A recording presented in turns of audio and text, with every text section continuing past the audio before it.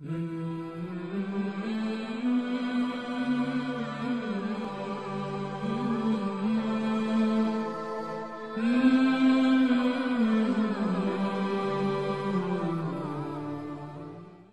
rahimakumullah, main game itu apa maksiat?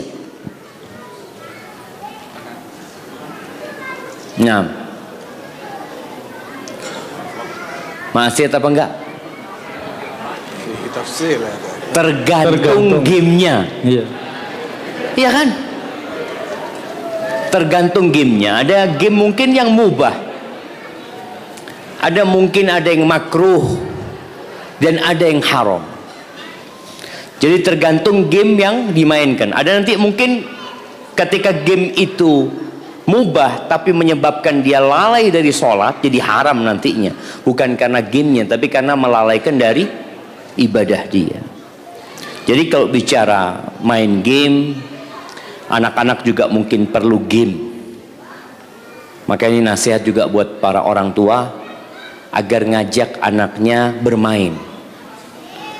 Alhamdulillah tadi kita bermain permainan yang menyenangkan hati anak kita. Kadangkala anak selama ini main sendirian, nggak sama orang tuanya. Tapi dia tahu ternyata bapaknya takut sama belut. Jadi dari tadi dilihat, anak bapak kok kayak gini, bapak yang lain pada berani gitu kan. Jadi perlu permainan-permainan yang membuat rumah itu semakin sakinah, semakin tenang ya. Anak-anak jadi ya lebih suka di rumah daripada di luar rumah. Kembali kepada pertanyaan berkaitan dengan game tadi, maka lihat kalau gamenya itu mubah, ya tinggal bagaimana kita mengontrol diri kita. Karena di antara cara syaitan menyesatkan orang, kalau diajak berbuat dosa nggak bisa, maka salah satu yang dia lakukan memperbanyak hal-hal yang mubah. Diperbanyak tuh sehingga dia kehilangan banyak fadilah. Kebanyakan makan, mubah engkau makan, tapi ketika kebanyakan kajian tidur. Setan kan awalnya tadi mungkin dia yang penting makan, halal kok, bismillah. Tuh ada rujak tuh makan lagi, tuh ada ini makan lagi. Pas kajian cari sandaran. Nah, kita lihat yang bersandar ini ganti apa enggak orangnya? Sama dari awal sampai akhir tetap. Jadi tugas istri sekarang, aduh, muncul ya. Ya, tugas istri ketika melihat suaminya suka main game, mungkin sang istri duduk di sebelah suami. Ngapain? Baca zikir. Ngomong sama suami, ya paling enggak engkau dengarkan yang baik-baik lah. Baca Quran ya. Ada kondisi yang mungkin kalau kita kasih tahu yang ada berantem sama suami. Jadi selama game yang dilakukan suami itu mubah, nggak sampai tingkatan yang haram, dan selama tidak membuat dia lupa dengan tugas-tugasnya sebagai hamba Allah Azza wa Jal, mungkin bisa ditoleransi. Jadi sang istri nerima. Baik, yang kedua, bagaimana dengan dia yang tidak mengajarkan kebaikan kepada istri dan anak-anak, tidak mengajarkan ilmu agama? Ada suami yang tidak mengajarkan tapi memberikan kesempatan kepada istri dan anak-anaknya untuk belajar. Tadi kita sudah sampaikan, berikan apresiasi kepada suami.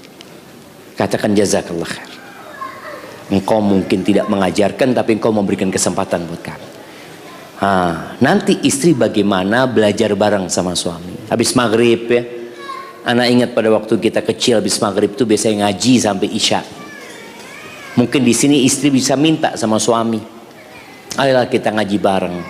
Paling enggak anak-anak kalau ngelihat engkau ngaji bareng, anak-anak itu jadi lebih mudah diatur.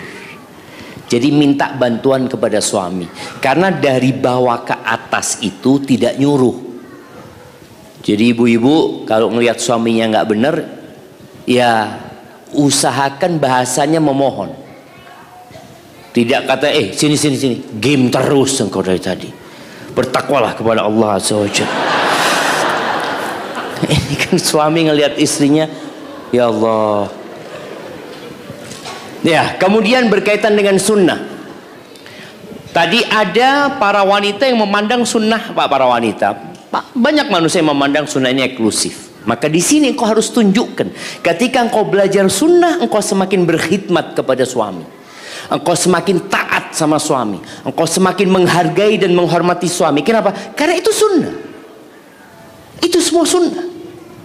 Jadi sunnah itu semua yang diajarkan sama Nabi SAW, yang dicontohkan sama Nabi SAW, yang disepakati sama Nabi SAW, maka perlu dikerjakan.